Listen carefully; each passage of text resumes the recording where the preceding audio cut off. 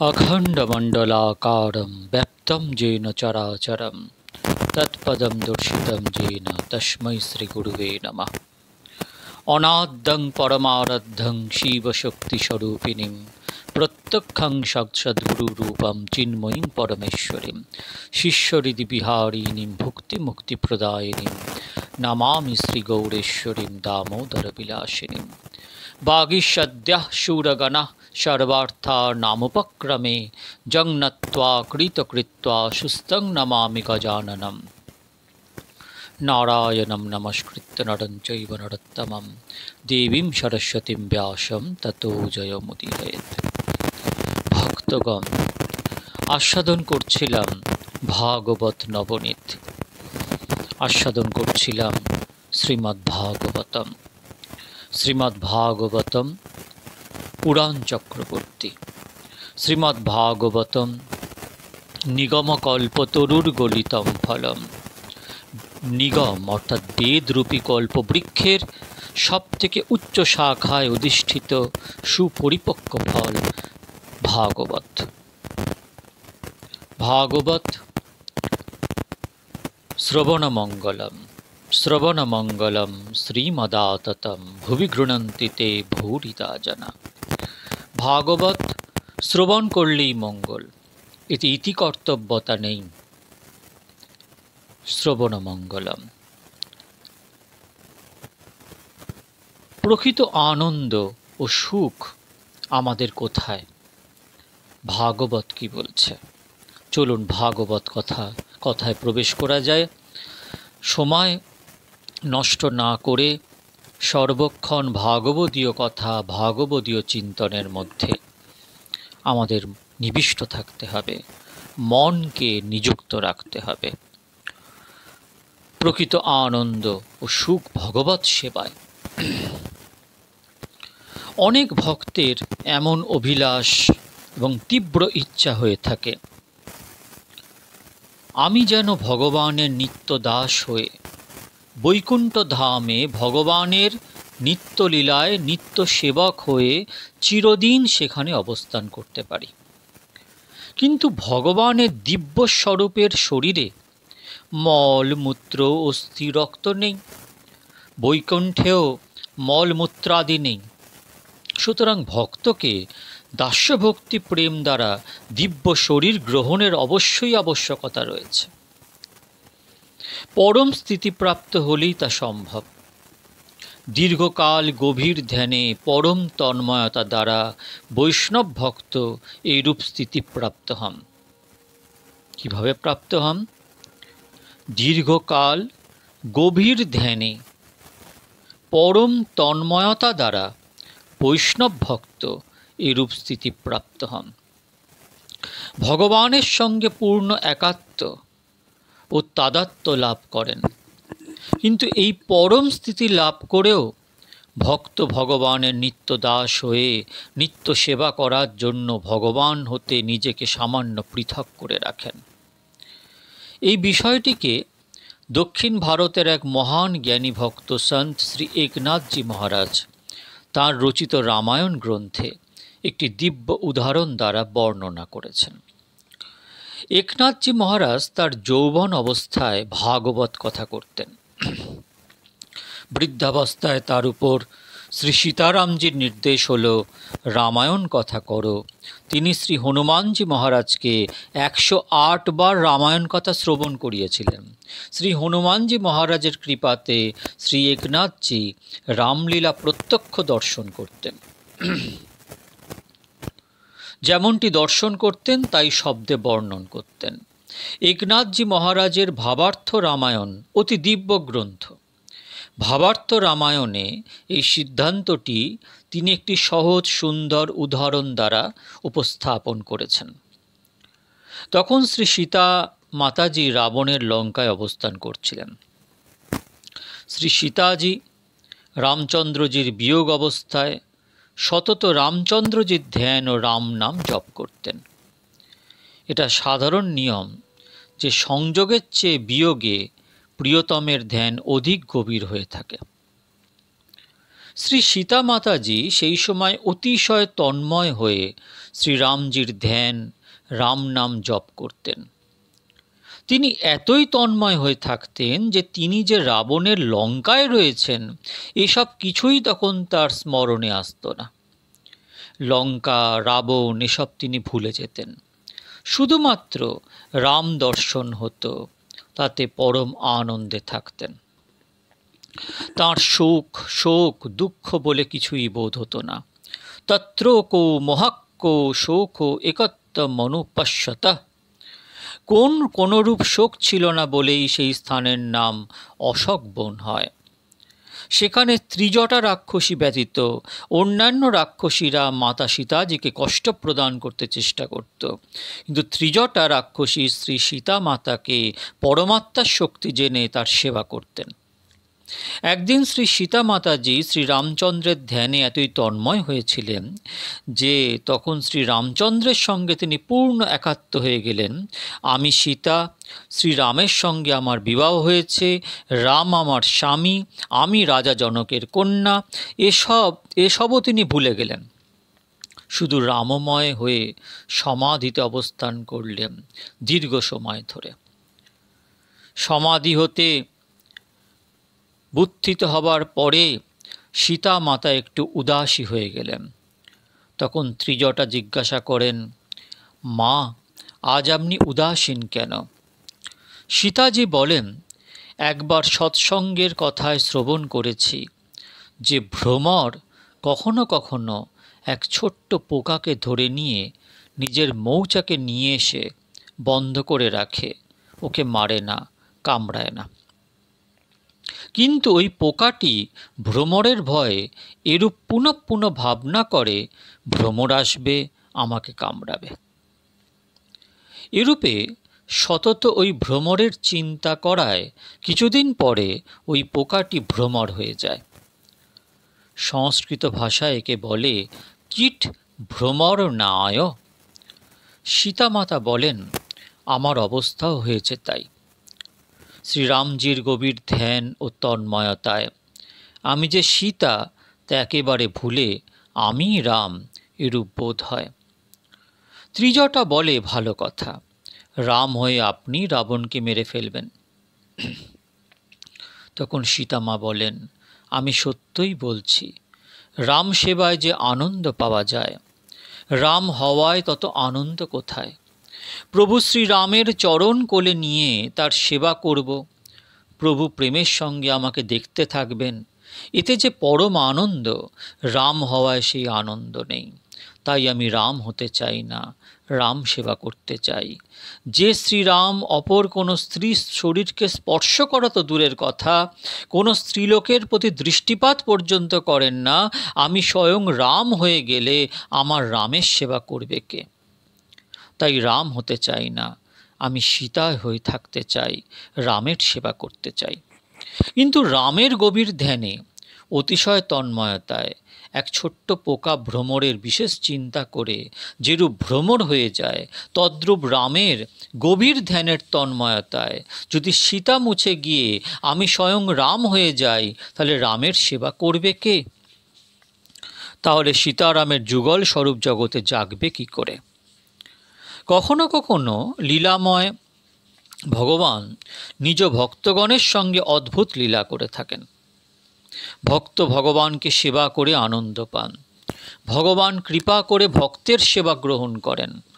কখনো ভগবান ভক্তের সেবা করেন এবং আনন্দ লাভ করেন। বৈষ্ণবগণ যে মুক্তি লাভ করেন তাকে বলা হয় ভাগবতী মুক্তি। বৈষ্ণব ভগবানের ধামে গমন করেন, সেখানে তারা ভগবানের নিত্য সেবা, নিত্য লীলায় অংশগ্রহণের সুযোগ লাভ করেন। যদি কারো মুক্তিপ্রাপ্তির তীব্র ইচ্ছা জাগ্রত হয়, তাহলে তাকে অবশ্যই ধীরে ধীরে সংযম বৃদ্ধি করতে হবে। যদি সংসারের সুখেই কেহ আবদ্ধ, আসক্ত থাকে, তাহলে সে ব্যক্তি কখনো জ্ঞান ও ভক্তির পথে অগ্রসর হতে পারে না। পক্ষান্তরে সংসারের যাবতীয় বিষয় সুখ যার নিকট দুঃখ বলেই বোধ হয়, ভক্তির আনন্দ তিনিই লাভ করেন। মানুষের মিষ্টি সেবনে আনন্দ বোধ হয়, সেই আনন্দ মাংস খাবার সময় পশুরও বোধ হয়ে থাকে।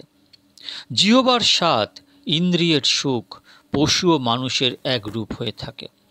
কোনো ধনী ব্যক্তি বাংলো বিল্ডিংয়ে অবস্থান করে যে নিদ্রাসুখ লাভ করেন, করে আনন্দ পান, পশু রাস্তার উপর শয়ন করে সেরূপ নিদ্রাসুখ অনুভব করেন। শবীর বরাহস্ত্র খরৈ সংস্ততঃ পুরুষ পশু নজৎকর্ণ পথপেত জাতু নাম গদাগ্রজ। শ্রীমদ্ভাগবত 2:3-19। ধীরে ধীরে সংযম বৃদ্ধি করে ভগবত ভক্তি বৃদ্ধি করতে হবে। প্রত্যেক ইন্দ্রিয় দ্বারা ভগবানকে ভক্তি করতে হবে। চক্ষু, কর্ণ, জিহ্বা, মন সহ সকল ইন্দ্রিয় দ্বারা ভক্তি করলে ইন্দ্রিয় দ্বারা পাপ কার্য হবে না। তখন দেখতে পাবেন কি আনন্দ। করুণাময় ভগবান আমাদের চক্ষু প্রদান করেছেন পাপ করার জন্য নয়, মিথ্যা বলার জন্য এবং অপরের নিন্দা করার জন্য জিহ্বা প্রদান করেননি, মন্দ কার্যের ভাবনার জন্য মন প্রদান করেননি। আমাদের প্রতিটি কার্য বিবেক বিচারের সঙ্গে করা উচিত। আমাদের প্রত্যেকটি ইন্দ্রিয় দ্বারা ধার্মিক কার্য, সত্য চিন্তন এবং ভগবানকে ভক্তি করতে হবে। তস্মাৎ সর্বাত্মনা রাজন হরিঃ সর্বত্র সর্বদা শ্রোতব্য কীর্তিতব্য স্মরতব্যো ভগবান নৃণাম। যেসব ইন্দ্রিয় দ্বারা ভগবত ভক্তি করা হয় না, সেই সকল ইন্দ্রিয় দ্বারা পাপ কর্ম করা হয়ে থাকে। সেই ইন্দ্রিয়গুলি দ্বারা কাম ভিতরে প্রবেশ করে থাকে। ভগবানের এক নাম ঋষিকেশ। ঋষিক শব্দের অর্থ হল ইন্দ্রিয়। প্রকৃতপক্ষে সকল ইন্দ্রিয়ের মালিক বা কর্তা হলেন ভগবান। চক্ষু, মন সহ অন্যান্য ইন্দ্রিয়গুলি প্রেমের সঙ্গে ভগবৎ সেবায় যুক্ত হলে হৃদয় ভক্তিরসে ভরপুর হবে। তাহলে মৃত্যুর পরে নয়, মৃত্যুর পূর্বেই মুক্তির আনন্দ প্রাপ্ত হবে। মৃত্যুর পূর্বেই যদি মুক্তি আনন্দ লাভ হয়, তাহলে মৃত্যুর পরেও সে মুক্তি আনন্দ লাভ হবে, এতে কোনো সন্দেহ নেই। প্রত্যেক ইন্দ্রিয় দ্বারা ভক্তি করা হলে তিনি দেহাভিমান এবং জগৎকে ভুলে যান। এরূপ ব্যক্তির মৃত্যু মঙ্গলময় হয়ে থাকে। সুখদেব গোস্বামী পাদ এখানে মঙ্গলাচরণ করছেন। 3 অধ্যায় ভাগবত কথা সমাপ্তির পরে শ্রী সুখদেব মহারাজ ভাগবতের মঙ্গলাচরণ করলেন। যদিও সাধারণ নিয়ম হল ভাগবত কথা শুরুর পূর্বেই মঙ্গলাচরণ করে কথা আরম্ভ করতে হয়, কিন্তু সুখদেবজি কেন এমনটি করলেন এর কারণ হল সুখদেবজি মহারাজ ভগবানের বিশেষ প্রেরণায় যখন কথাস্থলে ব্যাসাসনে বসলেন, তখন শ্রীকৃষ্ণ দর্শন স্মরণে এতই তন্ময়তা ছিল যে তার দেহাত্মবোধই ছিল না। আমি বক্তা হয়ে ভাগবত শ্রবণ করাচ্ছি, এ ভাবনা তখন তার মনে ছিল না। বক্তা ভগবানের দর্শন স্মরণে গভীরভাবে তন্ময় হলে এমনটিই হয়। বক্তা দেহাত্মবোধ বিস্মৃত হলে বক্তার মাধ্যমে তার মুখে ভগবান স্বয়ং কথা বলেন। 3 অধ্যায় সমাপ্তির পরে শ্রী সুখদেবজি মহারাজের কিছুটা দেহবোধ জাগ্রত হল। তখন তিনি গঙ্গা মাকে দর্শন করলেন। দেখতে পেলেন পাশে গঙ্গা প্রবহমান, অনেক ঋষি তার কথা শ্রবণ করছে। এমনকি তার পূজ্য পিতা ব্যাসদেবজি মহারাজও কথা শ্রবণ করছেন। শ্রী সুখদেবজি মহারাজ তখন ভাগবতের মঙ্গলাচরণ করলেন। যৎ কীর্তনং যৎ স্মরণং যদীক্ষণং যদ্বন্দনং যশ্রবণং যদর্হনম লোকস্য সদ্যো বিদুনতি কলমশং তস্मै সুভদ্রস্রবশে নমো নমঃ। শ্রীমদ্ভাগবত 2:4-15। তপস্বিনো দানপরা যশস্বিন মনস্বিনো মন্দ্রবিদঃ সমঙ্গলম ক্ষেমং ন বিন্দতি বিনা যদর্পণম তস্मै সুভদ্রস্রবশে নমো নমঃ। ভাগবত 2:4-17। ভগবান মঙ্গলময়, তার সব কিছুই মঙ্গলময়। এর প্রধান কারণ হল কাম এবং আসক্তি কদাপি ভগবানকে স্পর্শ করে না। পক্ষান্তরে সংসারে যেদিকে দৃষ্টি প্রদান করা যায় সেখানেই কাম ও আসক্তি ভরা। কাম এবং আসক্তি অমঙ্গলের হেতু, তাই সংসার মঙ্গলময় স্থান নয়। কামই সংসার, কাম আসক্তি না হলে সংসার থাকে না। সংসার কামময় বলে এই সংসার বিবেকবানগণের নিকট অমঙ্গলকর স্থান। কিন্তু কাম এবং আসক্তি ভগবানকে স্পর্শ করতে পারে না। তাই ভগবানের স্মরণ সেবা পূজাও মঙ্গলকর। কিন্তু সাধারণ মানুষের চোখে মনে সর্বত্র কামই কাম, তাই তাদের সব কিছুই যেন অমঙ্গলময়। পরিণামে বন্ধন এবং অশান্তি। সাধারণ মানুষের মনের কাম তাকে গৃহে বেঁধে দিয়েছে। সাধারণ মানুষ কামের অধীন বলে তাদের কিছুই মঙ্গলজনক নয়। কিন্তু একমাত্র ভগবান, যিনি পূর্ণ নিষ্কাম, তার সব কিছুই মঙ্গলময়। এরূপ যে মঙ্গলময় নারায়ণ, তার শ্রীচরণে আমি বন্দনা করছি। রাজা পরীক্ষিত শ্রী সুখদেবজি মহারাজকে জিজ্ঞাসা করলেন, আমরা আমাদের সম্মুখে যে দৃশ্যমান জগৎকে দেখছি, এর উৎপত্তি কিভাবে হলো, এর প্রলয় কিভাবে হয়ে থাকে? ঠিক এরূপ প্রশ্নই একবার দেবর্ষি নারদ ব্রহ্মাকে করেছিলেন। তখন ব্রহ্মা নারদকে জবাবে যে কথা শ্রবণ করিয়েছিলেন, শ্রী সুখদেবজি মহারাজ রাজা পরীক্ষিতকে সেই কথাই শ্রবণ করান, তা এখন বর্ণন করা হচ্ছে। জগতের প্রলয়কালে ভগবান নারায়ণ যখন শেষ শয্যায় শয়ন করেন, তখন জগতের সব কিছুকে তার মধ্যে আত্মস্থ করে নেন। আর সৃষ্টির আরম্ভে সব কিছু তার মধ্যে হতেই প্রকাশ করেন। লীলাময়ের বিচিত্র লীলা, তার লীলা সংকল্পই মায়া। শুদ্ধ ব্রহ্মে মায়া নেই, শুদ্ধ ব্রহ্ম নির্গুণ, নিরাকার, নিষ্ক্রিয়, আর মায়া বিশিষ্ট ব্রহ্ম হতেই জগতের উৎপত্তি হয়। একটি উদাহরণের সাহায্যে বিষয়টি সহজে বোধগম্য হবে। মাটিতে চাউল বপন করলে তা থেকে ধান উৎপন্ন হয় না, ধান বপন করতে হয়। চাউলের ওপরে যদি তুষ থাকে তাহলে তাকে ধান বলা হয়। মায়ারহিত শুদ্ধ ব্রহ্ম নিষ্ক্রিয় যেমন চাউল, সেই চাউল জমিতে বপন করলে চাউল বা ধান উৎপন্ন হয় না। তুষসহ ধান বপন করলে তা থেকে ধান উৎপন্ন হয়। তদ্রূপ ব্রহ্ম মায়াযুক্ত, মায়া বিশিষ্ট বলে তখন জগতের উৎপত্তি হয়ে থাকে। প্রভুর সংকল্পে লীলা করার ইচ্ছা হওয়ায় প্রকৃতি পুরুষ উৎপন্ন হয়। প্রকৃতি পুরুষ হতে মহত্তত্ত্ব উৎপন্ন হয়। মহত্তত্ত্ব হতে অহংকার হয়। অহংকারের 3 প্রকার ভেদ রয়েছে: সাত্ত্বিক, রাজসিক, তামসিক অহংকার। তামস অহংকার হতে পঞ্চতন্মাত্রা উৎপন্ন হয়। রাজস অহংকার হতে ইন্দ্রিয় এবং সাত্ত্বিক অহংকার হতে ইন্দ্রিয় অভিমানী দেবতা উৎপন্ন হয়। ভগবান সব কিছুর আধার, অথচ তাকে দর্শন না পাওয়ার কারণ মায়া। আত্মমায়ামৃতে রাজন পরস্যানুভবাত্মনা ন ঘটেতার্থ সম্বন্ধ স্বপ্নদৃষ্টু রিবাঞ্জসা।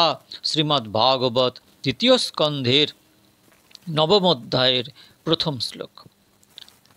মানুষ নিদ্রার মধ্যে অনেক সময় স্বপ্ন দেখে থাকেন। মায়াকে বুঝাবার জন্য ভাগবতে অনেক স্থানে স্বপ্নের দৃষ্টান্ত দেওয়া হয়েছে। অপর একটি উদাহরণ দেওয়া হচ্ছে। আবঝা অন্ধকারের মধ্যে কেউ হয়তো একটি রজ্জুকে সাপ মনে করল। এক্ষেত্রে সাপ না হওয়া সত্ত্বেও সাপ দেখা যাচ্ছে, আর রজ্জু হওয়া সত্ত্বেও রজ্জুকে দেখা যাচ্ছে না। এর কারণ হলো পূর্ণ প্রকাশের অভাব এবং আবঝা অন্ধকার।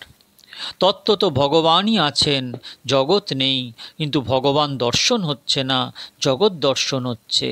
মায়াই এর কারণ। স্বপ্নের মধ্যে অনেক কিছু দর্শন হয়, জাগ্রত হলে তা মিথ্যা বলে বোধ হয়। কেউ হয়তো স্বপ্নের মধ্যে দেখলেন তার অনেক অর্থপ্রাপ্তি হয়েছে, বা একটি বাঘ তাকে আক্রমণ করতে আসছে, কিন্তু জাগ্রত হবার পরে তিনি দেখলেন টাকাও নেই, বাঘও নেই। তাই স্বপ্নের মধ্যে যে সুখ দুঃখ, তা জাগ্রত হবার পরে সত্য বলে বোধ হয় না। তদ্রূপ অজ্ঞান অবস্থায় মায়াই জীবকে সুখ দুঃখ ভোগ করে। জাগ্রত হলে, আত্মজ্ঞান হলে মায়ার তাকে সুখ দুঃখ প্রদান করে না।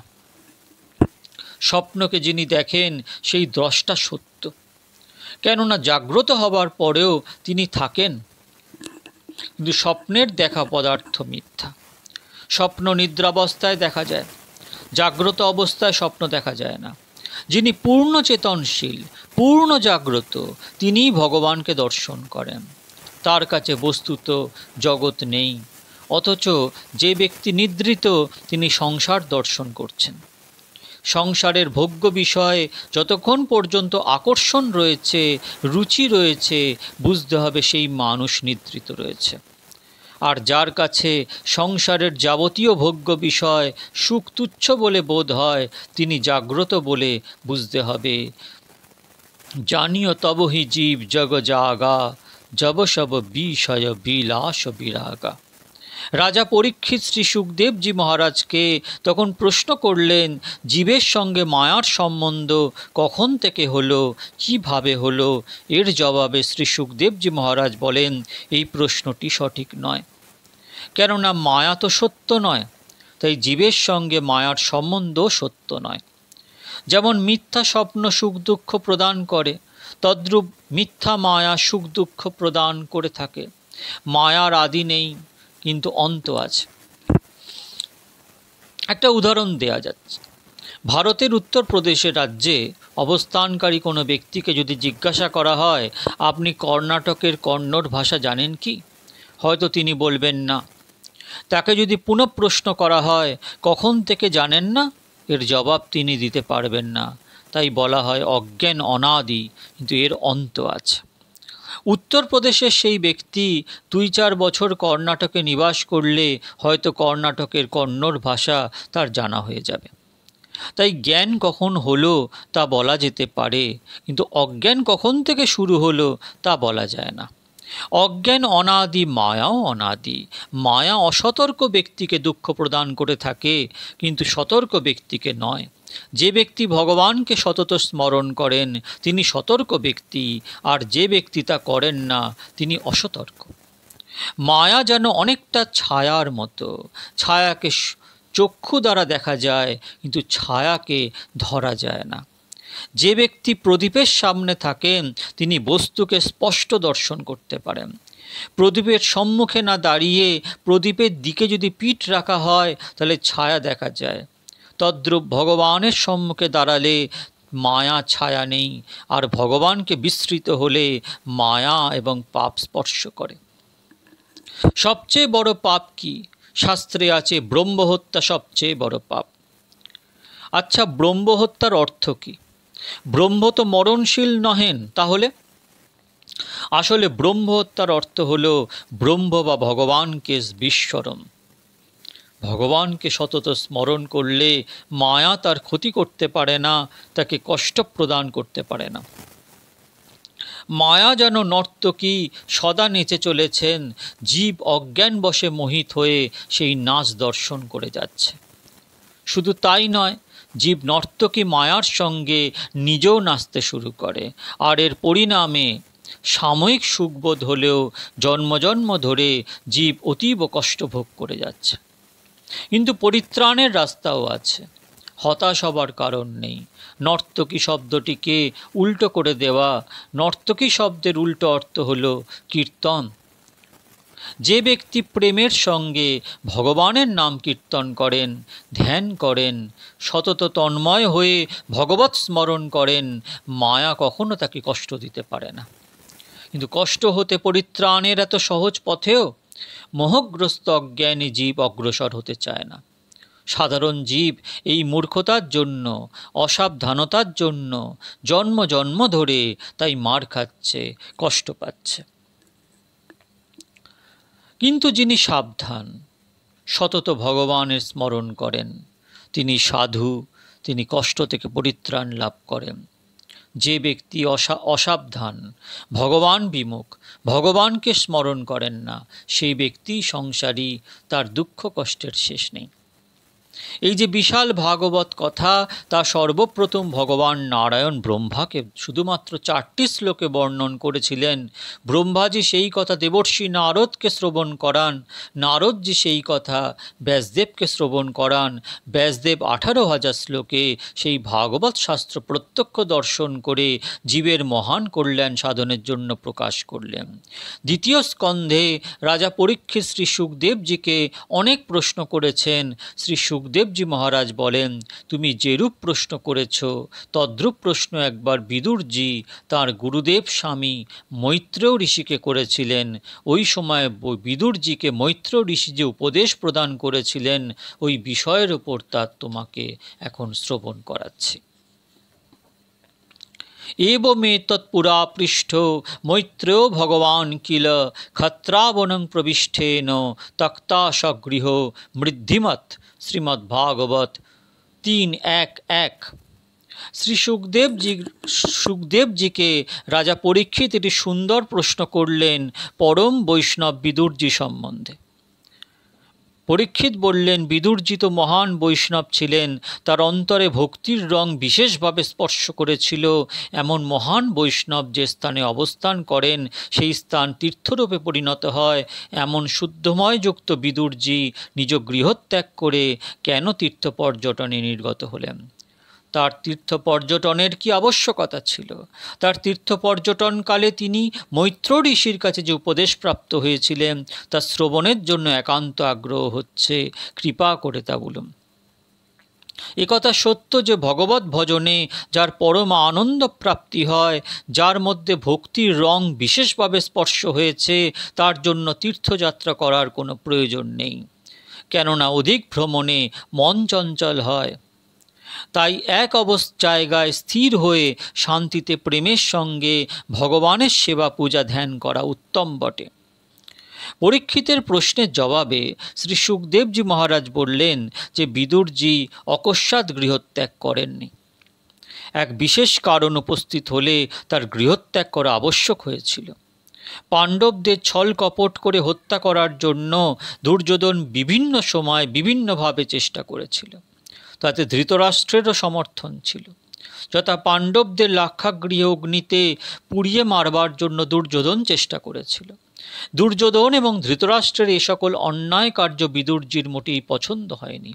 তাই একদিন জ্যেষ্ঠ ভ্রাতা ধৃতরাষ্ট্রের রাজসভায় বিদুরজি উপস্থিত হয়ে ধৃতরাষ্ট্রকে যথেষ্ট তিরস্কার করে বলেন, তুমি অতি পাপী দুষ্ট, পাণ্ডবদের রাজ্য অন্যায়ভাবে দখল করে তাদের সর্বপ্রকারে বঞ্চিত করেছ।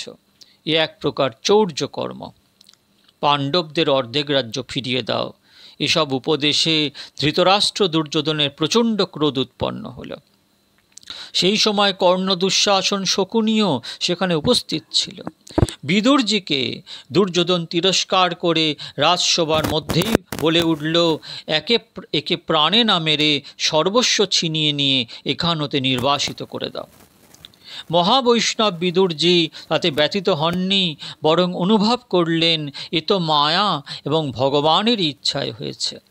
তাই তৎক্ষণাৎ দ্বার দেশে ধনুক পরিত্যাগ করে স্বয়ং সর্বত্যাগী হয়ে বহির্গত হলেন। কৌরবদের সৌভাগ্য ও পুণ্য তৎক্ষণাৎ তাদের পরিত্যাগ করল। বিদুরজি হস্তিনাপুর হতে বহির্গত হয়ে শ্রীহরির লীলাভূমি তীর্থস্থলগুলি পর্যটন শুরু করলেন। বিদুরজি পাণ্ডবদের জ্যেষ্ঠ ভ্রাতা ধৃতরাষ্ট্রের অন্যায় কার্য সহ্য না করে তাকে তিরস্কার করেছিলেন, কেননা ধৃতরাষ্ট্র পাণ্ডবগণের সম্পদ অন্যায়ভাবে আত্মসাৎ করেছিল। এটাও এক ধরনের চৌর্য কর্ম। তালা ভেঙে গৃহে প্রবেশ করে চুরি করা একমাত্র চুরি নয়, মানুষ বিভিন্ন উপায়ে চুরি করে থাকে।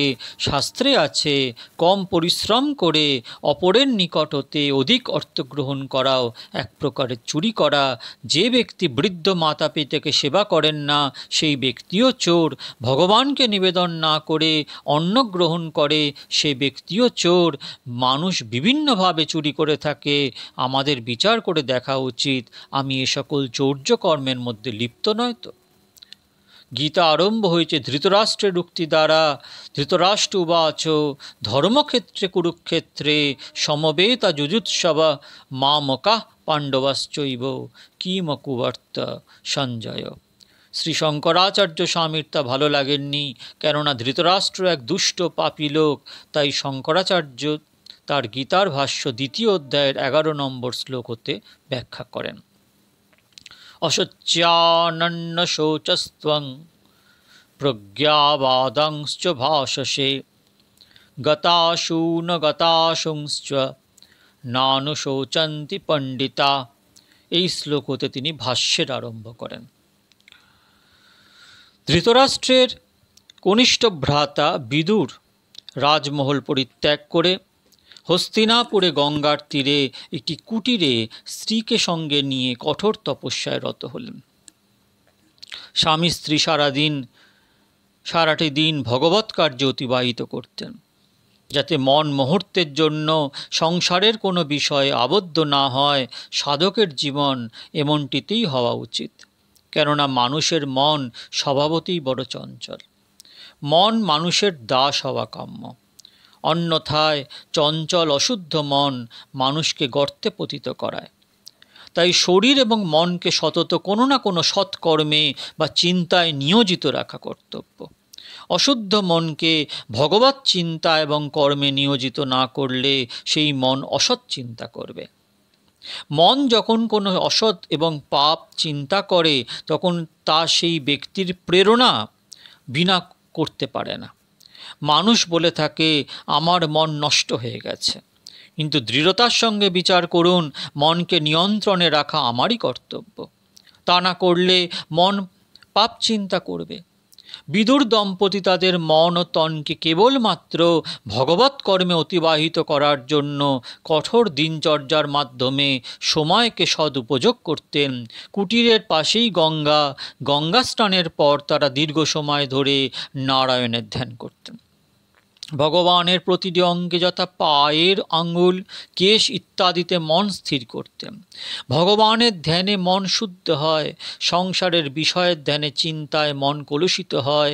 কোনো বিত্তবান লোক অনেক দান দক্ষিণা করে থাকেন, ভালো কথা, কিন্তু দান দক্ষিণাতে মন শুদ্ধ হয় না, পুণ্য লাভ হয় মাত্র, পরমাত্মার ধ্যানে মন শুদ্ধ হয়।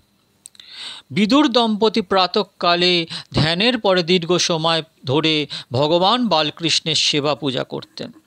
কুটিরের পাশে পুষ্প তুলসী চয়ন করে ফুল দ্বারা ভগবানকে প্রাণ ভরে সাজাতেন, আর বিষ্ণু সহস্রনাম পাঠ করে শ্রীকৃষ্ণের চরণে তুলসী অর্পণ করতেন। মনে মনে অনেক সুস্বাদু ভোজন সামগ্রী দ্বারা ভগবানের ভোগ নিবেদন করতেন। চক্ষু বন্ধ করে মনে মনে ভাবনা করতেন, আমার বালকৃষ্ণ আনন্দের সঙ্গে আমার সম্মুখে ধীরে ধীরে সেই নিবেদিত ভোগ গ্রহণ করছেন। পূজা সমাপ্তির পরে তারা উভয় ভগবানের প্রসন্নতার জন্য কীর্তন করতেন, হরে কৃষ্ণ কৃষ্ণ কৃষ্ণ হরে হরে, হরে রাম রাম রাম হরে হরে।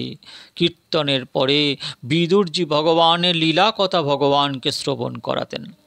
শ্রোতা ভগবান, বক্তা বিদুর, এইভাবে তাঁদের প্রতিটি দিন ব্যয় হতে লাগলো।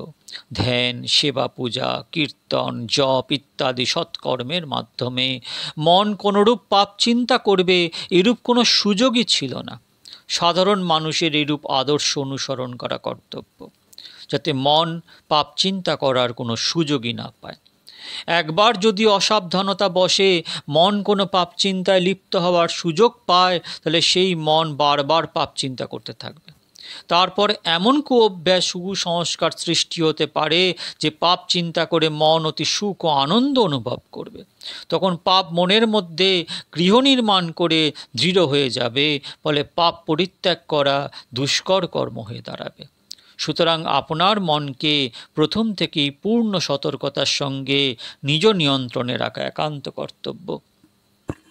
পাণ্ডবগণ যখন বনে ভগবত ভক্তিতে সময় অতিবাহিত করছেন, তখন এদিকে বিদুর দম্পতি হস্তিনাপুরে গঙ্গার তীরে এক ছোট্ট কুঠিরে অবস্থান করে ভগবত ভক্তিতে সময় অতিবাহিত করছেন।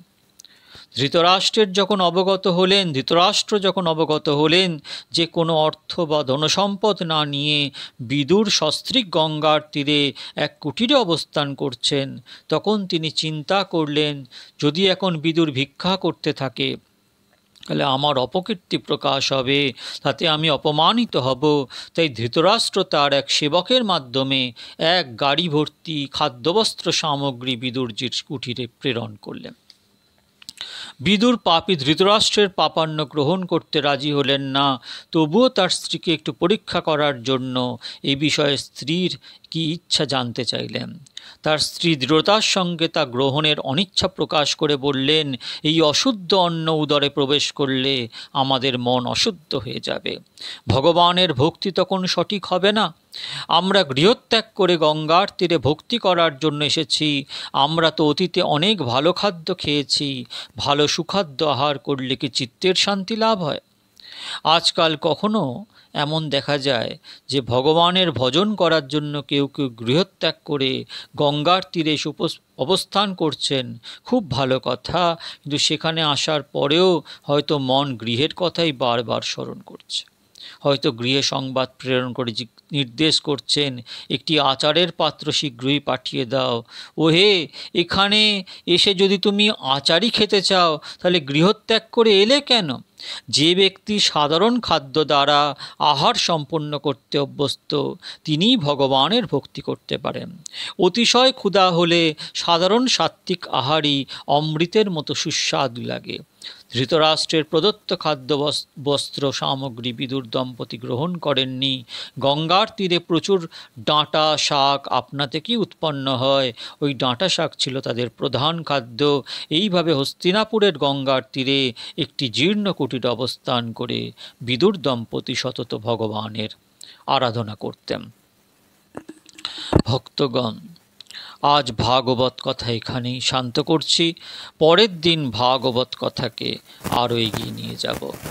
আপনারা ভালো থাকবেন। হরে কৃষ্ণ কৃষ্ণ কৃষ্ণ হরে হরে, হরে রাম রাম রাম হরে হরে। নিতাই গৌর হরি বল।